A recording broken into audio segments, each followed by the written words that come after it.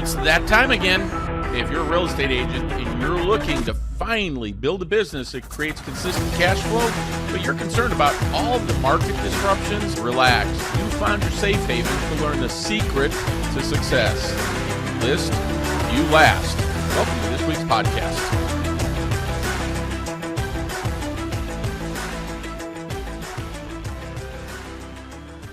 Hey, welcome fellow listing agents. Bob Mangold, the listing coach here with episode number 34 of the If You List You Last podcast. As always, hey, thanks for listening, sharing, and downloading. Now today, we're going to have a pretty cool topic and be pretty concise, but it's going to give you the 5 things every successful listing agent must have in their business. And the good news is if you don't have it now, it'll tell you what it is that you need to go out and find. So make sure you join our Real Estate Asset Advisor Facebook group so you can join in on the conversation, share your thoughts, post comments, questions, or any of the topics that I discuss right here on the podcast. So let's get into it. So our market update for this week. I want to reiterate for you again why it's important to understand some of the things that I cover here, right? So today we're going to talk about the employment numbers that were released last week. And how does that impact you as a real estate agent? Number one is it gives you an idea of what's going to be happening in the future, right? Right now, not too many people worry about losing their jobs, but they're going to need to start paying attention to it because it is getting worse. How does that affect us in real estate? Guess what, guys? They're not buying houses if they're worried about losing their job, and they may be looking to sell, cash out on some of that equity in case they do. But what is important is I share this information with you, not because I want to turn you into an expert or that you have to understand every single piece of it, but it does provide you the ability to take and do some research, right? You can go into ChatGPT and say, hey, why is the business establishment survey important? And it'll give you the answer. So it'll certainly make you sound much more of an expert, or sound much more like an expert in the real estate field if you do this. But it's also important because it does help you guide your clients who may have some of these concerns. And then it also allows you to have an intelligent conversation with people about it. So last week, basically the jobs number came out from the Business and Establishment Survey, right? So that's your BLS, Bureau of Labor Statistics, who are giving this information out. Now, it's important to understand, folks, these are government bureaucrats releasing information that may or may not be true or even accurate. So the number that came out was 206,000 versus 200,000. You go, oh, that's not bad. But remember, I've talked to you many times now about these numbers and the revisions. So over 1 month, they've revised 111,000 jobs down. So they come out with this big number of, in this scenario, 206,000, but in reality, it's missed by 111,000. And so at the end of the day, you've got to ask yourself, why are they doing this? Why would you say that, hey, you're adding all these jobs when you're really not? And again, remember, 2023, 1.1 million jobs were reportedly added, and then they were revised away. So their numbers were off by 1.1 million jobs. Like, how do you miss that, folks? And so the question becomes, why would they do that? And in my opinion now, we're at election interference at this point. You're releasing these numbers to make the economy sound like it's better than it is when it's not. Then we have the birth-death rate. And if you haven't listened before, it's not of people. This is of businesses. How many businesses were born? How many started? How many went out of business? So they call it the birth-death rate. This month, the government said that we added 59,000 new businesses. ADP, who actually does payroll for 25 million people, their numbers only showed we added 5,000 jobs. Who's right and who's wrong? ADP does payroll for $25 million or 25 million people. I feel a hell of a lot more comfortable with their numbers, to be quite honest with you. And then of those 206,000 jobs, folks, this isn't spread out across the economy. 70,000 were in government, 49,000 were in healthcare, which the government runs healthcare at this point, and 33,000 were in education. And again, who runs education? Government. So what that means is about 150 of the 206,000, I'm rounding, new jobs that they're reporting came because the government is adding them. The private sector economy is not adding these jobs into the marketplace. So it's a misnomer to think that the economy is just humming along so nicely here that we're adding these jobs, and in reality, it's not even close. Another thing that's extremely disturbing, in the month of June, just June, we had 28,000 full-time jobs lost and 50,000 part-time jobs added. So is that a net increase? Of course it is. But what happens is the full-time people are losing their jobs, so they're going out and taking part-time jobs, or people can't afford to live on the full-time job, so they have to go get a part-time job. For the second quarter of 2024, we lost 296,000 full-time jobs, but added 336,000 part-time jobs. Folks, what's a better sign of the economy? Adding full-time jobs or part-time jobs? And then our labor participation rate went from 62.5% to 62.6%. Not a huge increase, but all that really says, folks, is we have more and more people coming back into the market who maybe thought they could retire, but really couldn't.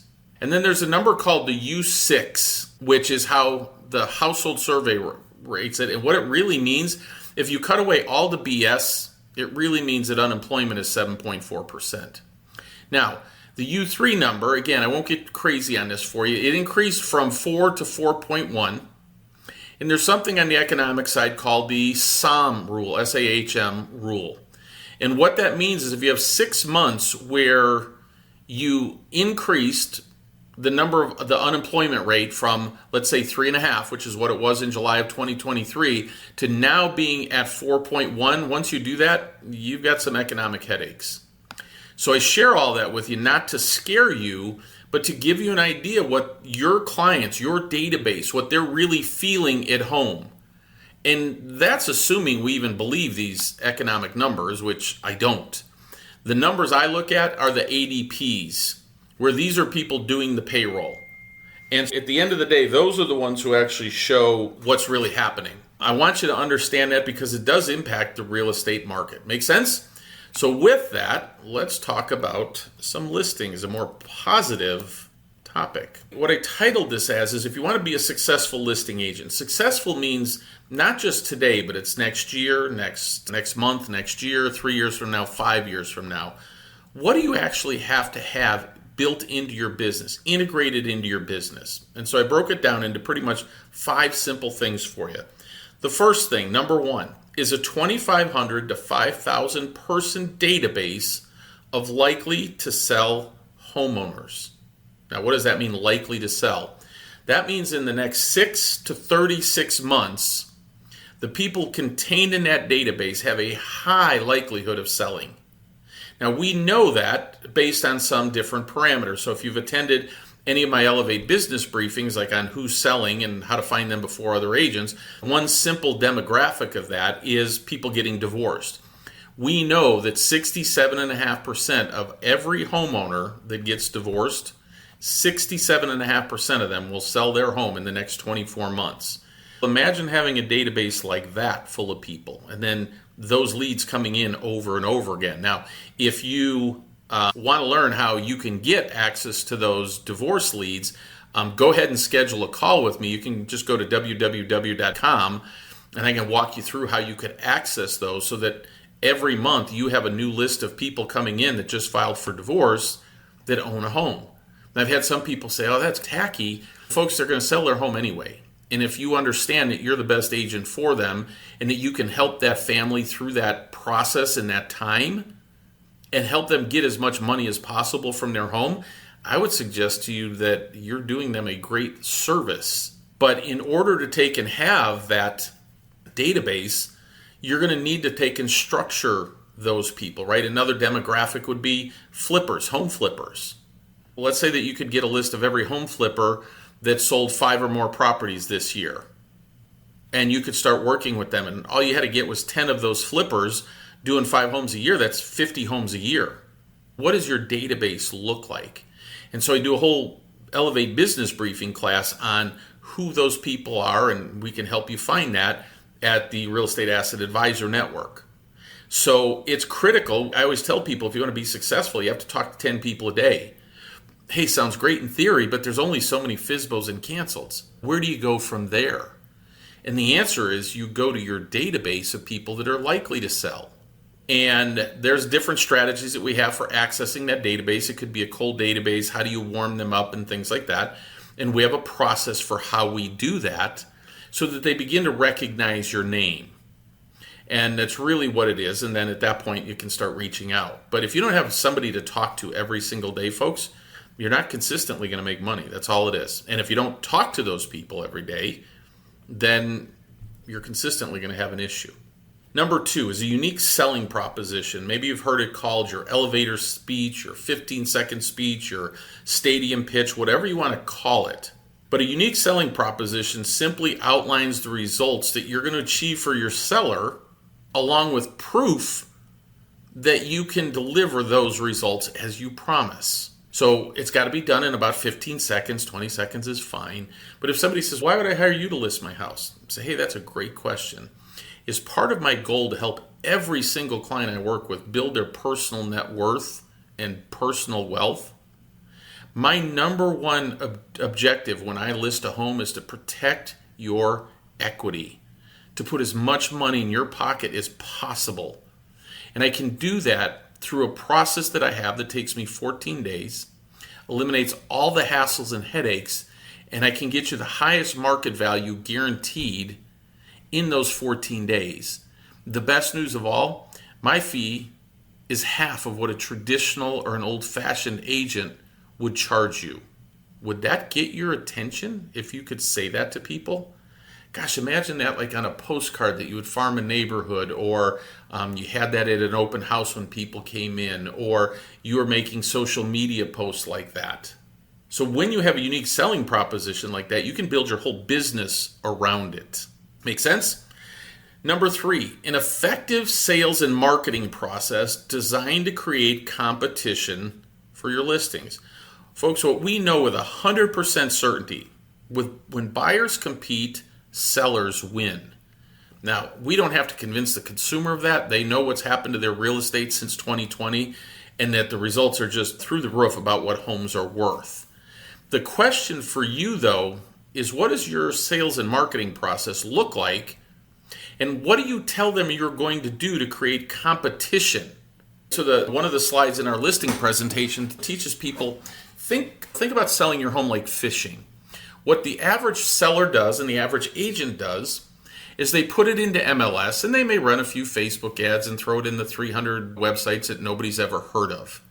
At the end of the day, folks, that's not enough to create competition. Then you just sit and wait. So think of, hey, I'm out on a pier and I'm fishing, and I throw my line into the water. Well, I can only catch one fish, right? That line is your MLS.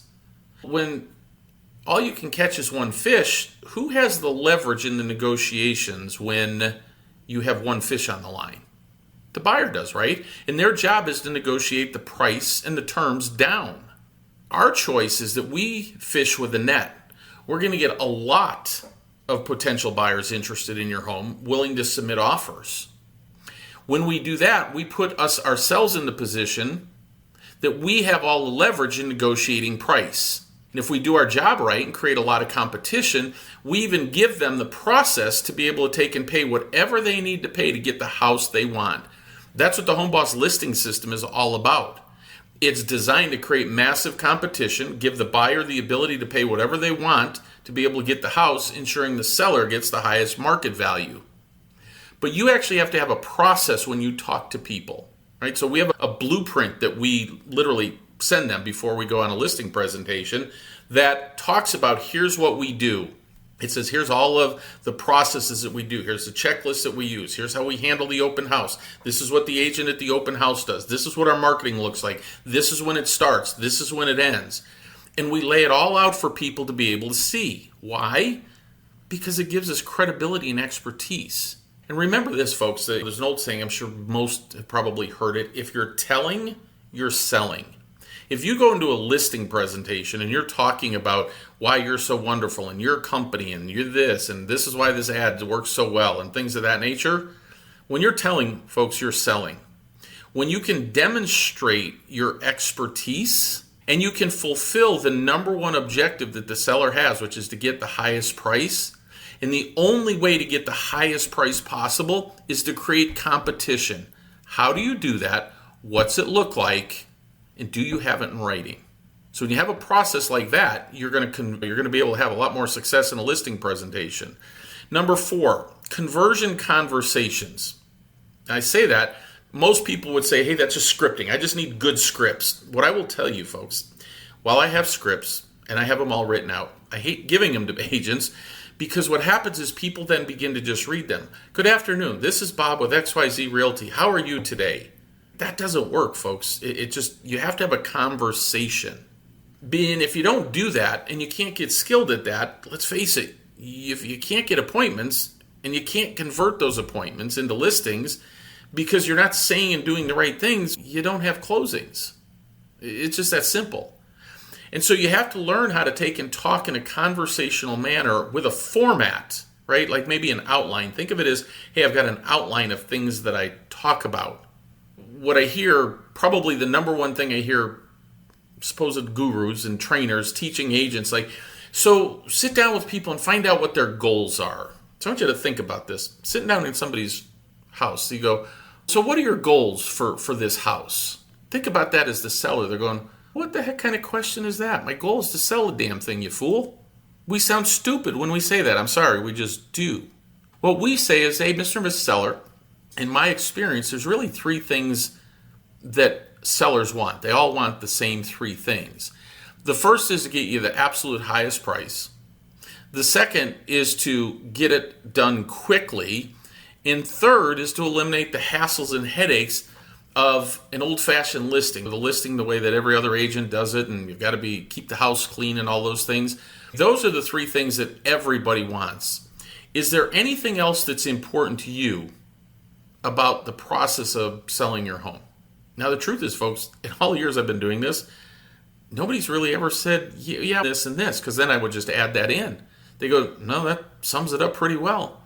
Great. Would it be okay if I can show you how we actually get the process we use to create competition for your property and then give people the ability to pay whatever they're willing to pay to secure the house? That's how we can get you the highest market value. The process that I have allows us to not put a lockbox on your house. We're only going to do a 2-day open house. So you don't have to sit there and freak out all the time keeping your house clean and all those other things, or people knocking on your doors. We're doing a 2-day open house, and that's it. And my process only takes 14 days. We're going to have it under contract in 14 days. Right? So what did I just answer? How do I get you the highest market value? How do I do it fast? And how do I eliminate your hassles and headaches? Do you notice how that was much more conversational than using a script? Because here's the thing, folks. If you can't have a conversation with, call it a FSBO, a canceled, expired, a home seller, about really setting an appointment with you, considering to hire you, and then if they go, okay, yeah, come on over and we could talk about it, but then you can't convert that appointment into listing because you're not saying the right things, or you're not doing the right things, or you don't have a process. If you don't do those things, you don't have closings. So you have to work on your skill at not only what you say, but how you say it. If you notice the pauses that I did in there, sometimes I would act like I'm stumbling.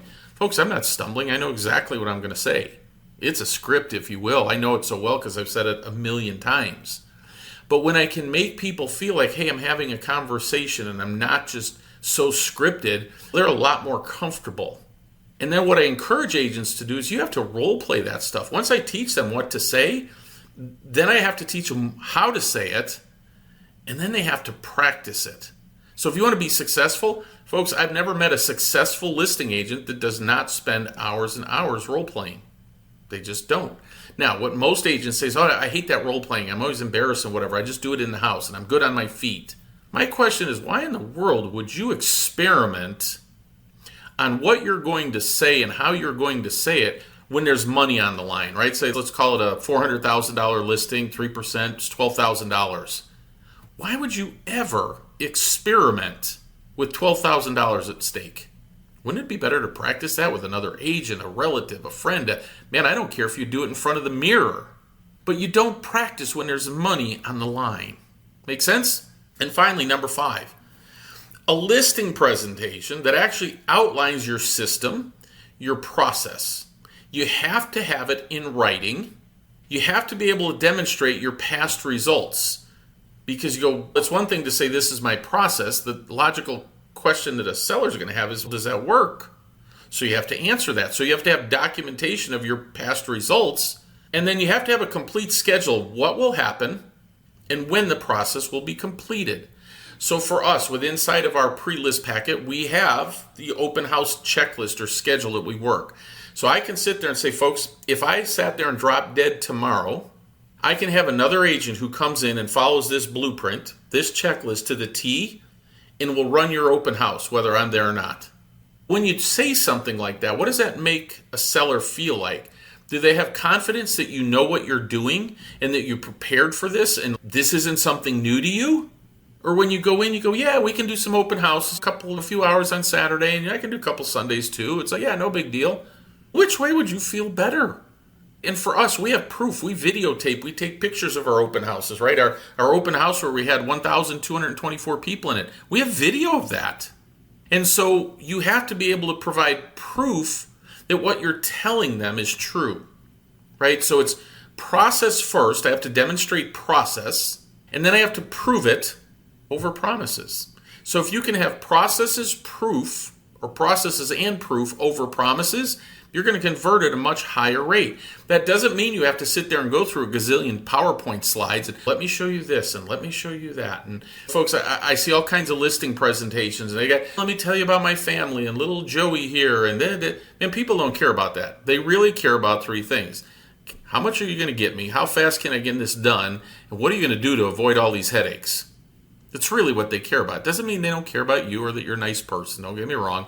But to spend 10 or 15 minutes on doing that, in my opinion, is crazy. And I can document the results of our 20-minute listing presentations are far more effective than 90-minute, 2-hour presentations. I don't know why any agent would have to do a 2-hour listing presentation. But if you don't have that documented, like in our listing presentation, folks, I think we have 14 slides. And we do that because we do it on Zoom. And we're able to share these things. And what we're really sharing is conceptually, what is when I say, hey, selling your house is like fishing. If I show you a graphic of somebody putting one line in the water, and then, hey, if you got one person you're negotiating, what way is the price going to go? And the answer is down, right? And I show you a visual of that. So I tell the same story I just told to you listening. I just have a graphic for it. But then I do have slides where we prove, hey, here's another home. This is how it sold. This is how many offers we had. This is what our open houses look like. Proof over promises is going to make all the difference.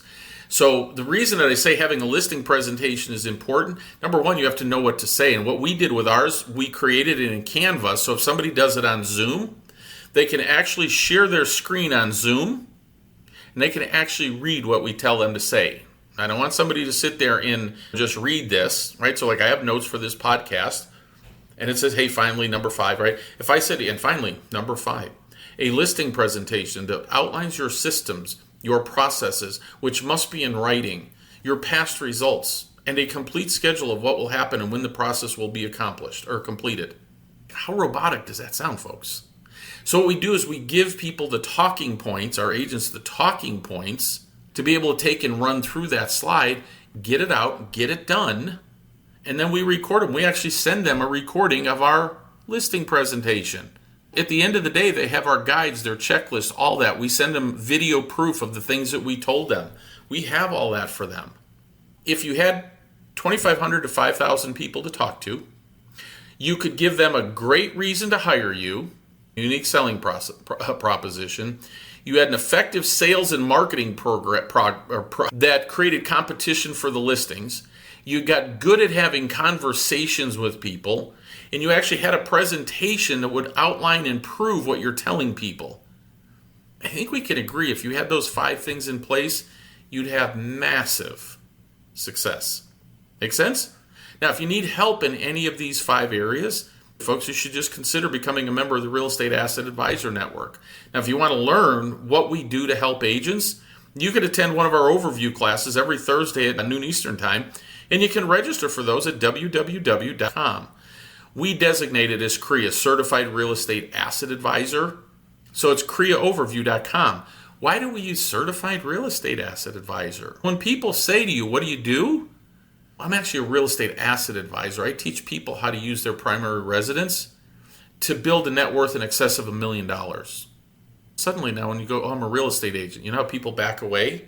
We don't say we're real estate agents. We're a real estate asset advisor. We advise people on how to use real estate to build personal wealth. So if you want to learn what we can do and how we do it, just go to www.creaaoverview.com and just check out what we do. It's your call. You're in control. So that's it for this show. I hope that helps you out because, folks, you need to have those 5 things. I think we can all agree that those would be critical to your success, right? So go out and think about how you can do that. If you need help, you've got all kinds of ways to contact me. Make sure you join the Facebook group. You can always grab me there. We'll go from there. So that's it for this show. We'll talk to you next week. And remember, if you list, you last. Talk to you next week.